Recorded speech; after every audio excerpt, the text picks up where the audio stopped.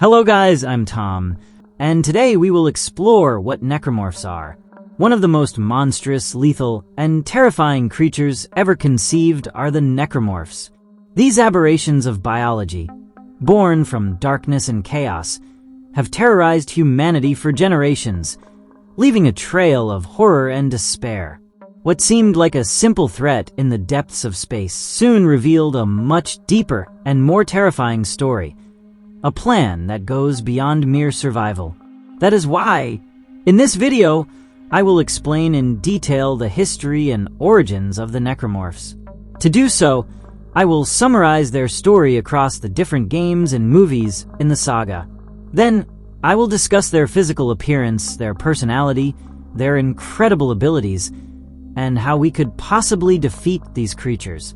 Necromorphs originate from an ancient and enigmatic artifact known as the Black Marker, a monolith of unknown origin discovered on Earth in the early 21st century.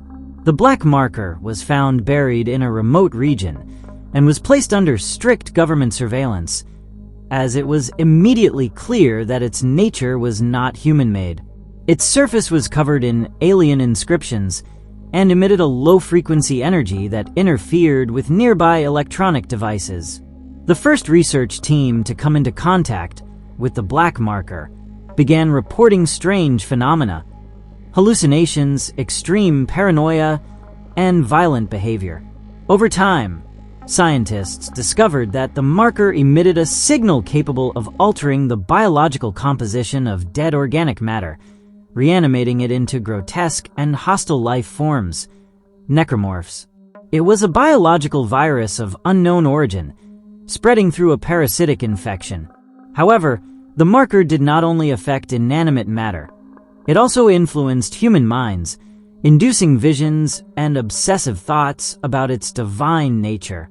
Realizing that the Black Marker possessed unprecedented potential, both as a source of energy and as a means to manipulate life and death, the Earth's government classified all information about it at the highest security level. Under the pretense of scientific research, a secret project was launched to replicate the structure of the Black Marker, aiming to create an unlimited energy source. This project led to the creation of the Red Markers, artificial versions of the original monolith, designed using human technology but based on the biological and mathematical patterns of the Black Marker. However, despite attempts to control their effects, these copies proved just as dangerous as the original, emitting the same psychic signal and causing the same devastating effects on those exposed to their influence. At the same time, the Church of Unitology, a growing religious sect, became interested in the Black Marker, believing it to be a divine artifact that would lead humanity to ascension. Despite the government's efforts to contain the information, the Church of Unitology managed to gain knowledge of the marker's existence and began spreading it among its followers, promoting the idea that the reanimation of the dead was part of a greater evolutionary plan. Experiments with the Red Markers soon proved uncontrollable. When exposed to their signal, test subjects suffered severe psychological alterations, experiencing visions of deceased loved ones and developing an obsessive devotion to the marker. Some became extremely violent, attacking their fellow researchers, while others chose suicide in an attempt to join what they perceived as a higher entity. In the laboratories where these experiments were conducted, necromorph outbreaks began to manifest suddenly. The marker's signal induced mutations in nearby corpses, transforming them into grotesque beings with elongated, sharp limbs, capable of infecting other bodies with their parasitic organism. These incidents were initially contained, but at great human cost and with the destruction of entire facilities. Realizing the situation was too dangerous, Earth's government banned all experiments related to the markers. However, the information had already been leaked. The Church of Unitology, convinced that the Black Marker was the key to humanity's transcendence, began infiltrating government organizations and private corporations to continue its research.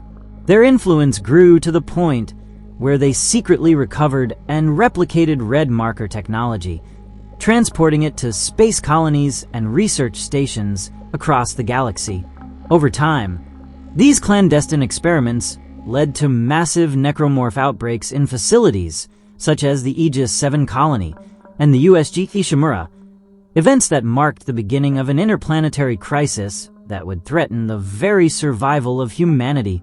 In the 26th century, the megacorporation Concordance Extraction Corporation, CEC, established a mining colony on Aegis VII, a planet located in a distant system of the galaxy. The operation was part of the controversial planetary extraction program known as planet cracking, designed to extract resources on a massive scale from the cores of entire planets. Aegis VII was selected due to its abundant reserves of rare minerals and valuable materials. However, what the miners didn't know was that the planet hid a dark secret. During one of the excavations, the colonists discovered a mysterious monolithic structure buried deep within the planet, a red marker. This structure of unknown origin emitted a powerful psychic signal that immediately began affecting the colony's population. The effects of the marker were devastating. The colonists started experiencing hallucinations, extreme paranoia, and eventually suicidal and homicidal behavior. The mining community plunged into absolute chaos as reports of attacks and disappearances increased exponentially. The situation became even more dire when the first cases of corpse reanimation occurred in the colony. The marker's signal not only altered the minds of the living, but also reconfigured dead organic matter, creating horrific creatures known as necromorphs. These monsters attacked survivors with overwhelming ferocity, spreading the infection exponentially. In just a matter of days, the Aegis VII colony was completely overrun, turning into a nightmarish hell where survival was impossible. The crisis on Aegis VII attracted the attention of the USG Ishimura, the flagship of the CEC's planetary extraction fleet. Known as the most advanced planet-cracking ship of its time, the Ishimura was sent to complete the extraction of materials from the planet and, unbeknownst to the crew, recover the red marker for the interests of Unitology, a fanatic cult that considered it a sacred artifact. The ship arrived in Aegis VII's orbit, and, unaware of the severity of the situation, the operation leaders proceeded with the extraction. In an act of ignorance and arrogance, the red marker was transported aboard the Ishimura, sealing the fate of its crew. The psychic signal immediately began affecting the ship's personnel, causing the same effects seen in the colony: insomnia, paranoia, hallucinations, and a spiraling descent into violence. Chaos erupted when the first necromorphs appeared on the ship. These beings, formed from the bodies of deceased crew members, spread rapidly through the Ishimura's corridors, attacking anyone in sight. The ship's defenses proved completely ineffective against these creatures, and communication with the outside was cut off. The USG Ishimura was trapped in Aegis VI's orbit, transformed into a floating slaughterhouse with no hope of rescue. When contact with the USG Ishimura was lost, the CEC dispatched a rescue team aboard the USG Kellyan. Among the crew was Isaac Clarke, an engineer with a personal stake in the mission. His girlfriend, Nicole Brennan, worked as a medical officer on the Ishimura. Hoping to find her alive, Isaac and his team boarded the massive mining vessel. Upon arrival, they quickly realized the situation was far worse than expected. The Ishimura was in ruins, with damaged life, support systems, and blood-stained hallways. Before they could grasp what was happening, they were attacked by necromorphs, resulting in the deaths of several rescue team members. Isaac was forced to separate from the others and find a way to survive while attempting to restore the ship's critical functions and uncover the truth behind the disaster.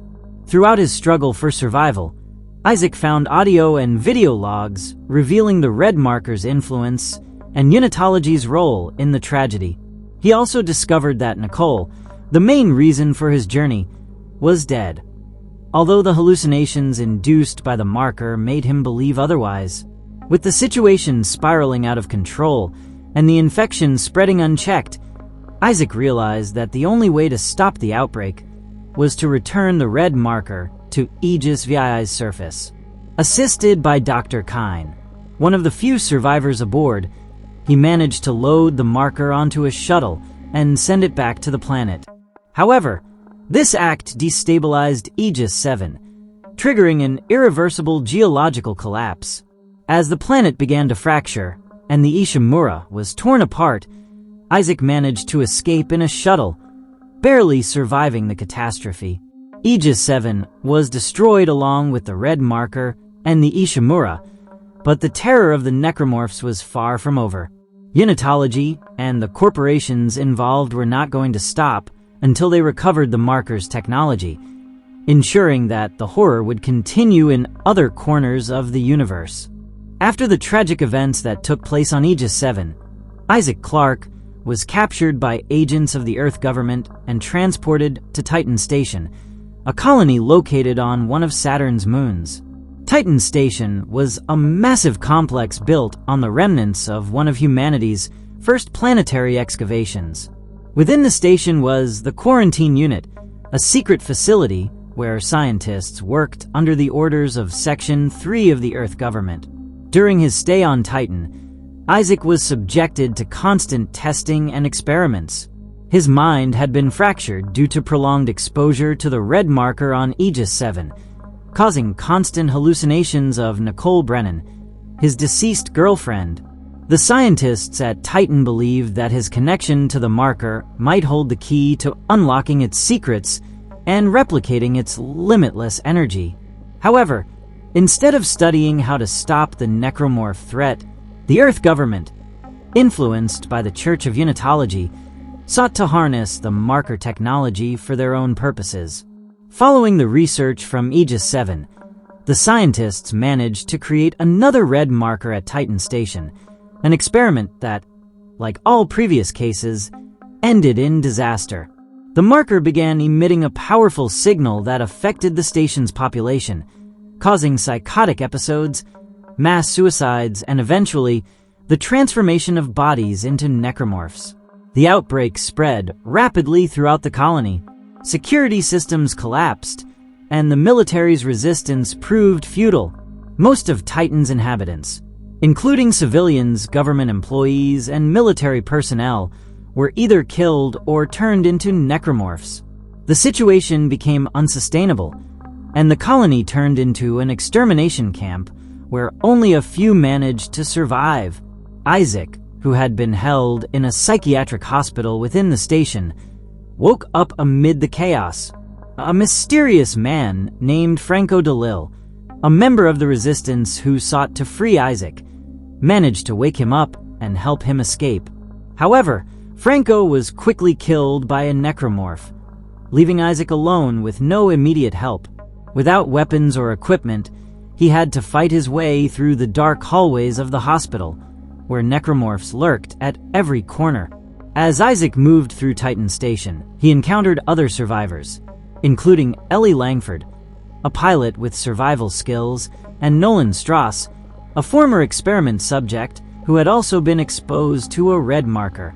Although Strauss was psychologically unstable, he had crucial information about the marker and how to stop its influence. With Ellie's help, Isaac discovered that the only way to stop the infection was to destroy the red marker. To do so, they needed to reach the station's core, where the marker was located. During their journey, Isaac had to face hordes of necromorphs, including new and deadly types of creatures such as stalkers, which hunted in packs and were extremely fast and cunning. After a series of brutal confrontations and the betrayal of Tiedemann, the director of Titan Station, Isaac finally reached the red marker. Using his engineering skills and the knowledge he had gained throughout his struggle, he managed to sabotage the systems that kept it stable, causing it to collapse. The destruction of the marker triggered a chain reaction that began to destroy Titan Station. Isaac, believing there was no escape, resigned himself to his fate, but Ellie Langford managed to find an escape ship and rescued him at the last moment. Together, they fled the station as it crumbled behind them. Although they survived, Isaac knew that the necromorph and marker threat was far from over, as the Church of Unitology and the Earth government would continue their experiments elsewhere. The outbreak on Titan marked another catastrophic incident in human history, once again demonstrating the danger posed by the markers and the unchecked ambition of those who sought to control them. As the mystery of the markers unfolded, it became clear that their purpose went far beyond merely reanimating corpses. These strange structures, seemingly designed to trigger necrosis and turn the dead into necromorphs, were actually connected to a much more ambitious process, a galactic network that aimed to merge all forms of life into a gigantic biological superstructure. This process, known as the Plan of the Brethren Moons, aimed to culminate in the creation of colossal entities formed by millions of fused necromorphs. The Brethren Moons were not merely monsters, but entities of immeasurable power, capable of reconfiguring an entire star system. These entities, upon the activation of the markers, would ascend to a cosmic level, taking control of vast regions of space.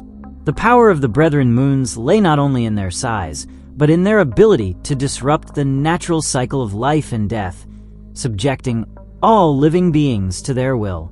The impact of this plan not only affected humanity, but all civilizations that had ever existed in the galaxy, condemning them to an empty, monolithic existence within a new superspecies created from chaos. In a final attempt to stop the expansion of this cosmic terror, Isaac Clarke, along with Ellie Langford and a team of brave survivors, embarked on a desperate mission to Tau Volantis, a distant frozen planet. On this remote world, an ancient civilization had once tried what now seemed impossible: to halt the transformation process unleashed by the markers. As they explored the ruins of this civilization, they discovered that the culture of Tau Volantis had developed advanced technology that might offer them a chance at survival. The archaeologists and scientists of the lost civilization had built a machine designed to interfere with the marker signal. This machine had the power to freeze the energy emissions coming from the markers, a measure that halted the transformation process and, hopefully, prevented the Brethren Moons from fully awakening. However, activating the machine was no simple task. Isaac and his team had to traverse the frozen landscapes of Tau Volantis, facing horrors similar to necromorphs, but also uncovering dark secrets about the nature of the markers and their connection to the extinct galactic races. With the machine activated, it seemed humanity had achieved a decisive victory. The marker signal stopped, and with it, the transformation process slowed, giving humanity one last chance to survive. However, the victory was temporary. Isaac managed to destroy the Brethren Moons closest to Earth, preventing the biological superstructure from entering its final stage of growth. The apparent destruction of the Brethren Moons was celebrated as a triumph, and humanity breathed a sigh of relief, believing the end was finally near. However, an ominous warning appeared in the final credits of Dead Space 3. In a post-credits scene, it was hinted that the marker signal not only persisted, but was still spreading from some corner of space. Despite Isaac and his team's efforts, the plan of the Brethren Moons had not been completely stopped. This left open the possibility that, somewhere beyond the reach of the survivors, the threat continued to grow and was waiting for its opportunity to resurface. Now that we've covered their story in detail, I want to talk to you about the physical appearance of the necromorphs, what we know about their personality and behavior, and I will explain their incredible abilities and how to defeat and survive these creatures. Necromorphs are reanimated corpses of humans and other species that have been transformed by the influence of the marker. However, unlike traditional zombies, Their mutation goes beyond simple reanimation. Their bodies have been corrupted, deformed, and rebuilt into monstrous and grotesque forms. Each necromorph retains some traits of its original form, but these have been twisted and fused with new biological structures, turning them into relentless killing machines. The mutations vary, depending on the type of necromorph, but they all share certain characteristic traits. Their limbs are often disproportionately elongated, with bones bent at impossible angles, giving them a terrifying and unnatural silhouette. Many develop sharp claws, bone blades, or deadly tentacles that allow them to attack with speed and precision. Some variants, like the lurkers, have developed specialized tentacles capable of firing biological projectiles with great accuracy. Their skin, in most cases, is completely shredded or absent, exposing torn muscles, broken bones, and exposed organs, giving them a constantly decaying appearance. Additionally, their jaws are often altered, with longer, sharper teeth designed to tear through flesh, while in some cases, the mutation has completely destroyed their face, leaving only a mask of terror with no recognizable human features.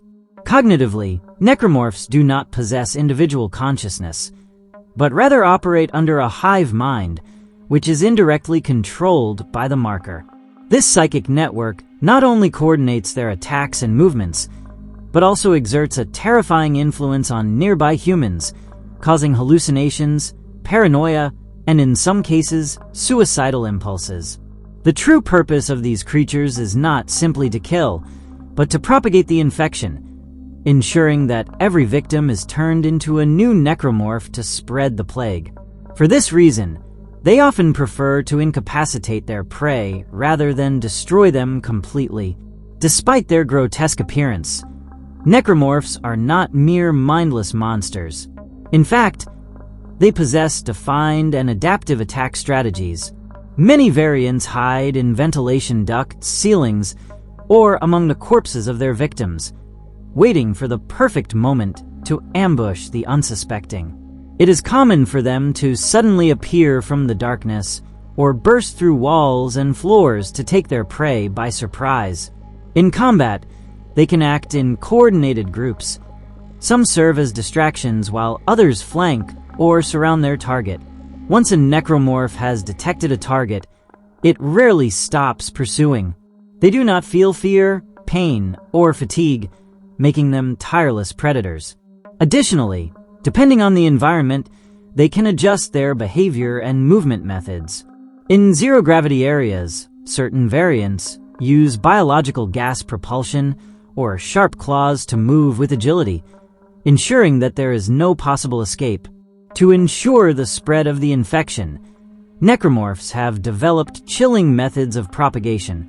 Instead of simply devouring their victims, they mutilate them and transform them into new variants of necromorphs, with the mutation occurring within seconds after exposure to the infection.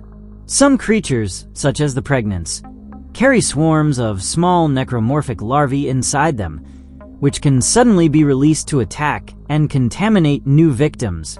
Furthermore, in highly infested areas, it is common to find biological structures growing on walls and floors, extending the influence of the marker and generating new necromorphs from the corrupted tissue. With adaptable biology, near-instant propagation, and a hive mind that makes them act as a single organism, necromorphs represent one of the greatest threats to life in the dead space universe. There is no mercy, no negotiation, and their sole purpose is to consume and expand, turning every corner of the cosmos into a living graveyard.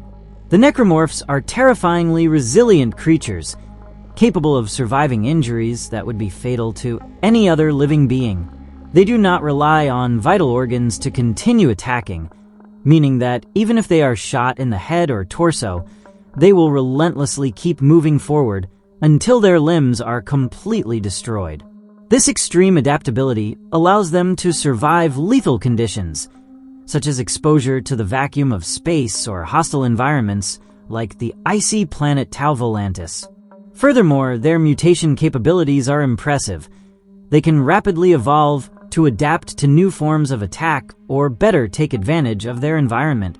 Variants, like the regenerator, take this resistance to the next level, regenerating limbs in seconds, making them virtually invulnerable to conventional combat methods. The most terrifying aspect of the Necromorphs is their incredible rate of propagation. A single infected human body can become one of them in mere seconds, causing the infestation to spread uncontrollably in confined spaces, such as ships or space stations.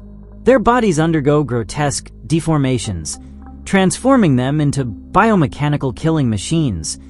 Their arms and legs become sharp claws, bone blades, or deadly tentacles, depending on the variant. Some more advanced mutations can develop rudimentary wings, or even specialized structures to move in zero gravity, ensuring there is no corner where you can hide from them.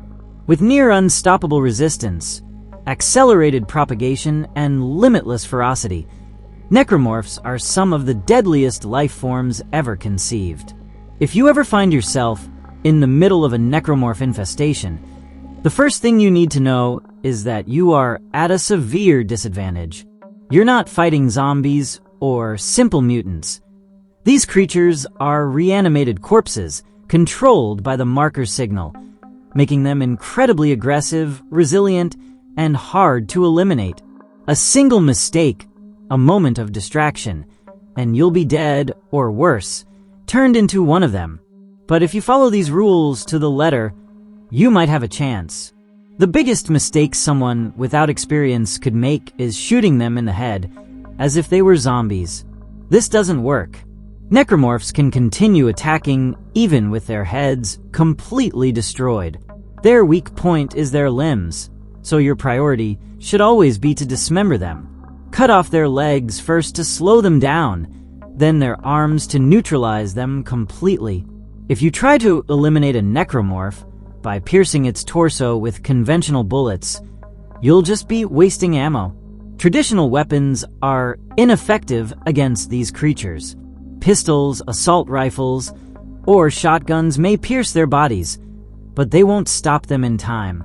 The best option is precision energy weapons designed to quickly sever limbs. The plasma cutter is your best friend in this hell. Its horizontal shot is perfect for cutting legs, and the vertical one for separating arms. If you need raw power, the charged contact beam can blast even the largest necromorphs to pieces. For crowd control, the energy cannon is an ideal choice, while the Ripper with its spinning blade is perfect for close quarters combat. Fighting necromorphs isn't just about shooting and running. If you want to survive, you need to use tactical tools to control their movement. Stasis is vital for slowing down fast enemies or large groups, allowing you to dismember them precisely before they can surround you. Kinesis lets you throw sharp objects, explosives, or parts of the environment at necromorphs to maximize damage without wasting ammunition. If you're on a ship or space station, depressurization can be a lethal tactic. Opening an airlock and letting space do the work might be the difference between life and death. Not all necromorphs are the same, and facing them without a plan is a death sentence. Slashers are the most common, and quickly dismembering them is the best strategy. Leapers can jump great distances and attack with their sharp tail, so it's key to shoot them in the air before they reach you. Exploders have a huge explosive sack on one arm. It's best to shoot them from a distance and use the explosion to take out nearby enemies.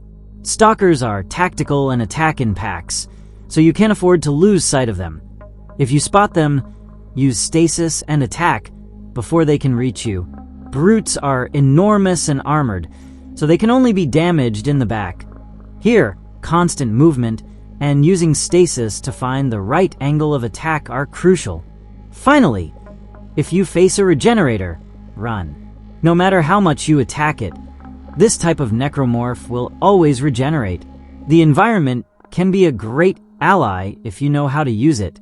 Automatic doors can be used to crush necromorphs as they try to pass through them.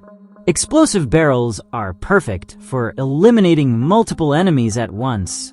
If there are exposed electrical wires, lure the necromorphs toward them to electrocute them without wasting ammunition. Fighting in narrow hallways or closed rooms can be a fatal mistake, so always assess the area before engaging in combat. One of the most dangerous mistakes you could make is letting your guard down near a corpse. In a necromorph infestation, any body can become a threat in seconds. Always kick and destroy any suspicious bodies before they can be reanimated by an infector. If you see a teammate die near you, make sure they don't come back, either by mutilating or incinerating them. No matter how well you fight, eventually you will run out of ammunition or be overwhelmed. That's why you should always have an escape route planned. Never stay in one place too long. Check the maps before advancing, and if a brother moon is waking up, run. At that point, the battle is already lost. Finally, never trust anyone. One of the most terrifying effects of the marker is not just the transformation of corpses, but its ability to manipulate the minds of the living. If someone starts hearing voices, having hallucinations, or behaving erratically, consider it an immediate threat. Don't follow anyone who seems to be in a trance, and if a teammate gets infected, there's no cure. Don't hesitate to eliminate them before they turn. Facing necromorphs isn't just about weapons or skill. It's about tactical understanding and adaptability. If you follow these rules, maybe you'll see another day, but never forget that as long as a marker exists, the threat never disappears. The marker calls, and sooner or later, it will call again. And this is all we know so far about the creatures known as necromorphs.